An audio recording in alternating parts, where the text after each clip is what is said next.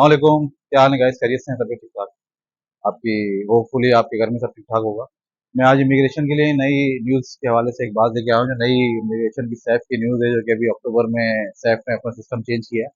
तो उसके हवाले से कुछ चीज़ें हम डिस्कस करेंगे आज इस वीडियोस में कि क्या चेंजेस हैं, सैफ क्या चीज चेंजेस लेके आ रहा है, क्या डिपार्टमेंट में चेंजेस आई हैं, और क्या इमिग्रेंट्स के लिए नई सिस्टम्स या नई चीज़ें जो हैं उन पे काम किया जाएगा। तो फर्दर जो न्यूज़ हमारे पास है, जो जो अभी तक सैफ ने और डिपार्टमेंट पोर्चुगीज गवर्नमेंट ने निकाली है, वो मैं आपसे शेयर करूंगा इंशाल्लाह।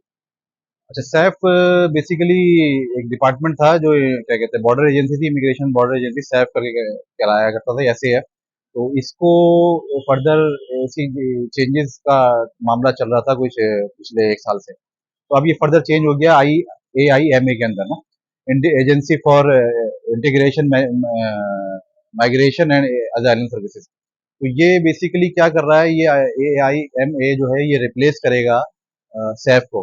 और सैफ तो बेसिकली आपको बताना चाहूंगा कि जिस तरीके से पुर्तगाल पे लोड आया हुआ है काम का, और पुर्तगाल पे इमिग्रेशन का इतना ज़्यादा लोड है कि पुर्तगाल हर इंसान को, ओवरसीज को वेलकम कर रहा है इमिग्रेशन के लिए।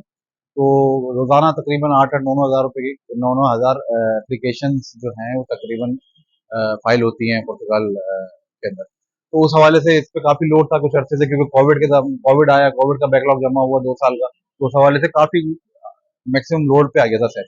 तो अब इन्होंने गवर्नमेंट डिसाइड किया कि इसको चेंज करके एक नया डिपार्टमेंट आ जाए, जो इसके साथ मर्ज कर दिया जाए, और एक नया डिपार्टमेंट पैरेलल के साथ भी चलेगा। अभी फर्दर रिपोर्ट्स जो डिस्क्लोज नहीं हुई है, मगर ये सुनने में आया कि मर्ज कर दिया है इन्होंने दो डिपार्टमेंट्स को, एक सैफ को और एक AIMA को। तो अब सैफ का कुछ ड्यूटीज अलग हो जाएंगी, और AIMA की ड्यूटीज कुछ अलग हो जाएंगी, जो आपस में वो कर लेंगे, डिवाइड कर लेंगे। अच्छा, AIMA जो है वो AIMA अब क्या करेगा? AIMA की जो रिस्पॉन्सिबिलिटीज में आ रहा है, वो क्या क्या चीजें आ रही है, वो आ रही है तकरीबन कोई एडमिशन, जो नए पोर्चुगीज लोग जो वहाँ पे फाइल कर रहे हैं, मतलब पोर्चुगीज नेशनलिटी के लिए जो इमिग्रेशन फाइल कर रहे हैं, उनकी एडमिशन की, रिसेप्शन की, एंड इंटीग्रेशन ऑफ इमिग्रेशन, जो इंटीग्रेशन होगी इमिग्रेशन की, उसको ये लोग फॉलो करेंगे। और फिर सेकेंडली साथ साथ मैनेज करेंगे इमिग्रेशन एंड असाइलम पॉलिसीज को भी। ठीक है, AIMA इन सारी चीजों को मैनेज करेगा और इन पे काम करा करेगा। फर्दर ये है कि पॉलिसीज जो है वो पुलिस वेरिफिक, जो आगे न्यूज आई है, जो लॉ इन्होंने चेंज किया, उसमें ये है कि पुलिस जो फंक्शन है वो ट्रांसफर कर दिया गया सिक्योरिटी सर्विस के हवाले। सिक्योरिटी सर्विसेज कौन सी होती थी? वही होती थी जो जुडिशरी पुलिस होती थी, और पब्लिक सिक्योरिटी पुलिस होती थी। उनको इन्होंने अब ये कुछ आप क्या कहते हैं, ड्यूटी सौंपी गई है, जो कि अब ये फर्दर मैनेज करेंगे अपने अपने तरीके से। अच्छा, अब इन सारे सिस्टम चेंज करने के बाद काफ़ी चीज़ें डिस्टर्ब भी हुई होंगी, और काफ़ी चीज़ें की काफ़ी चीज़ों के मामला अच्छे भी होंगे। तो जो एक और चीज़ अच्छी आई है, वो है कि इन्होंने कुछ responsibility institute of registry notary को भी दी है, जो हैंडल करेगा, आप क्या करेगा, पासपोर्ट इशुएंस और रेजिडेंट परमिट्स को। पासपोर्ट इशुएंस और रेजिडेंट परमिट, जैसे मैंने आपको बताया, नोटरी सर्विसेज के पास आ जाएगा। अब थोड़ी सी जो बैकलॉग हुआ करता था पासपोर्ट के हवाले से, या रेजिडेंट परमिट जो लोगों के डिले हो रहे थे, उन सब को अब फर्दर थोड़ा सा रैपिड एक्शन मिलेगा। और ये जल्द से जल्द ये लोग निकालने की कोशिश करेंगे कि लोगों को जल्दी जल्दी रेजिडेंट परमिट दिए जाए, TRC दी जाए।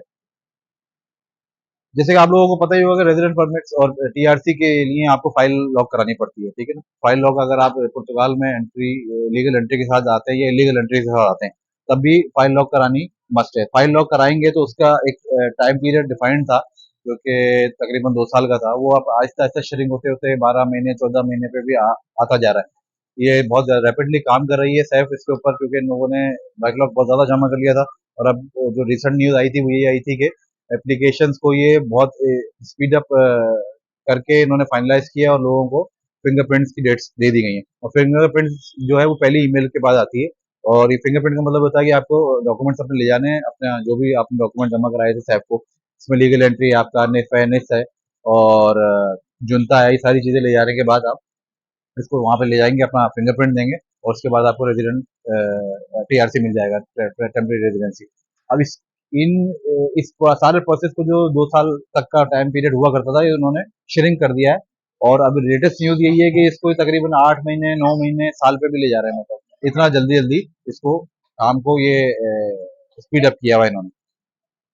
अच्छा सैफ ने जैसे कि अपना काम रैपिडली स्टार्ट किया है, तो सैफ अब ये कर रहा है कि जल्द से जल्द लोगों को इमिग्रेशन की डेट्स दे रहा है। अब फर्दर ये है कि अब जैसे कि पहले जो मैंने ज़िक्र किया कि 2 साल में डेट्स आया करती थी ईमेल्स की और इसकी ईमेल आया करती थी और फिंगरप्रिंट आया करते थे। अब ये चीज़ रैपिडली कम होती जा रही है, लोगों को जल्द से जल्द इमिग्रेशन के लिए लोगों को क्वालिफ़ाई करा रहा है सिर्फ़ और गवर्नमेंट जो है इस चीज़ पे काम कर रही है कि जितनी जल्दी हो सके लोगों को टीआरसी देके केसेस को वाइंड अप किया जाए। अब जैसे मैं आपको बताऊँ कि कुछ लोग हैं जिनके सवाल आते हैं कि भाई अब नया जो सिस्टम आ रहा है वो क्या करेगा, क्या वो केस लॉक बंद हो जाएगा? तो केस लॉक नहीं, अभी तक कोई ऐसी न्यूज़ नहीं है केस लॉक बंद हो जाएगा। हाँ, कुछ पॉसिबिलिटीज ये है कि नया सिस्टम जो एआईएम है ये शायद इस पे काम जरूर करेगा कि जो लोग बाहर से बैठ के टैक्सेस दे रहे हैं उन पे शायद काम किया जाए और उनको रिस्ट्रिक्ट किया जाए कि वो पोर्चुगाल के अंदर आके काम करें और वहीं बैठ के टैक्सेस दें। काफ़ी लोग ऐसे हैं जो कि फाइलें लॉक करा के जर्मनी, इटली, फ्रांस में बैठ जाके काम कर रहे हैं अपना और वहाँ से बैठ के टैक्सेस दे रहे हैं, तो उस चीज़ पे शायद काम हो। इसकी अभी प्रॉपर न्यूज़ आई नहीं है, मगर फर्दर इस पे जो भी न्यूज़ आएगी मैं बिल्कुल शेयर करूँगा। सेकेंडली ये है कि केस लॉक बिल्कुल अपनी अपनी जगह पे रहेगा और आगे स्मूथ लाइन हो जाएगा प्रोसेस, क्योंकि अब दो डिपार्टमेंट अलग अलग काम करेंगे तो उस पर फिर होपफुली एक अच्छी कुछ अच्छी उम्मीदें हैं कि अच्छे काम अच्छे रिजल्ट आएंगे। हाँ, अच्छा कुछ न्यूज़ ऐसे कुछ सवाल ये भी थे कि क्या पिछले जो केस लॉक्स हैं उन पे कोई इश्यूज आएंगे या नहीं आएंगे। तो पिछले केस लॉक्स पे कोई ऐसे कोई फर्दर न्यूज़ ऐसी है नहीं कि उन पे कोई मामला आए या उन पे कोई इश्यूज आएंगे। तो जिस तरीके से वो केस लॉक चल रहे हैं वो अपनी जगह पे पाइपलाइन में चलते रहेंगे, उन पे तो कोई हर्डल नहीं आएगा। वो अपनी बल्कि वो होपफुली उनका टाइम पीरियड जल्दी जल्द से जल्द कंप्लीट होगा और वो लोग जो वेट कर रहे हैं अपनी फिंगरप्रिंट का और ईमेल्स का उनको जल्दी इस चीज़ का ईमेल्स आएंगे और फिंगरप्रिंट की डेट्स आएगी और वो होपफुली टाइम से पहले ही टीआरसी को क्वालिफाई कर लेंगे। अच्छा मैं अक्सर लोगों से डिस्कस करता हूँ और इन्फॉर्मेशन देता हूँ क्योंकि मेरा काम है खाली इन्फॉर्मेशन देना और लोगों को सही गाइड करना। तो मेरी जो न्यूज़ मेरे पास जो न्यूज़ होती है, अपडेट्स होती है, मैं उसको लोगों से शेयर करता हूँ। जितने लोगों के साथ मैंने शेयर किया, तो मेरा ये मानना है लोगों को कहना कि आप जब भी केस लॉक कराते हैं पुर्तगाल में जाके, तो केस लॉक कराने के बाद आपको इट्स बेटर टू आप इसटू स्टे ओवर देयर, ना कि आप कहीं और मूव करें। अपना टाइम वहीं गुजारें ज़्यादा अच्छा है, क्योंकि वो लॉज के अंदर और पॉलिसीज के अंदर अगर आप छेड़छाड़ करेंगे, जैसे कि उन्होंने अपनी पॉलिसी डिफाइन की हुई है कि भाई आप यहाँ पे रह के काम करें और हम आपको रेजिडेंसी देंगे, तो आप उस रेजिडेंसी को वहीं बैठ के अवेल करें ज़्यादा अच्छा है, ना कि वो आप इटली यूरोप चले जाएं, यूरोप में इटली चले जाएं, जर्मनी चले जाएं और वहां से बैठ के टैक्सेस दें। तो वो फिर कल को फ्यूचर में at the time of your fingerprint problem हो सकती है कि अगर उन्होंने जैसे कि चेकिंग पे अगर वो आए, अभी तक तो इस तरीके से इतनी स्ट्रिक्टनेस नहीं है, मगर अगर वो चेकिंग पे आते हैं और उसको करते हैं इस बात को कि भाई ये चेक किया जाएगा कि ये बंदा कहाँ पे था, तो आप उसके अपने एविडेंसेस नहीं दे पाएंगे अपनी स्टे के पुर्तगाल के अंदर।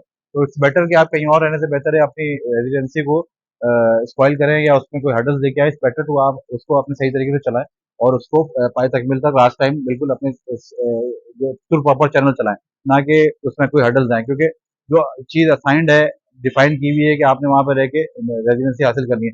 आपका मेन एम जैसे कि है, हमारा जो जितने भी लोग हैं उनका मेन एम क्या है, रेजिडेंसी हासिल करना। तो आपका कार्ड मेन इंपॉर्टेंट होना चाहिए आपके लिए कि उसको हासिल किया जाए पहले के, ना कि पैसे कमाना। पैसे बिल्कुल जरूरत है इंसान की और वो अपने सर्वाइवल के लिए जरूरी होता जरूर है, मगर स्टिल पैसे कमाने के लिए आप अपना कार्ड को कार्ड के मामला खराब ना करें, वो पहले हासिल करें, वो ज्यादा इंपॉर्टेंट है। तो उसको हासिल करने के लिए आप उनके लॉज के हिसाब से, उनके रेगुलेशन के हिसाब से चलें, वो हासिल कर लें, फिर आपके लिए दुनिया खुली हुई है, जैसे आप चाहे वैसे तरीके से कर सकते हैं।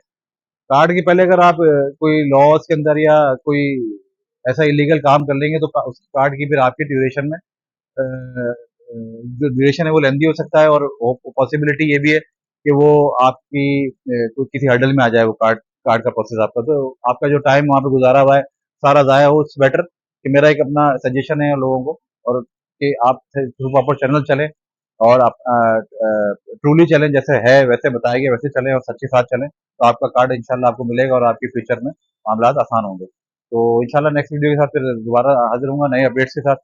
जब तक अपना ख्याल रखें, थैंक यू।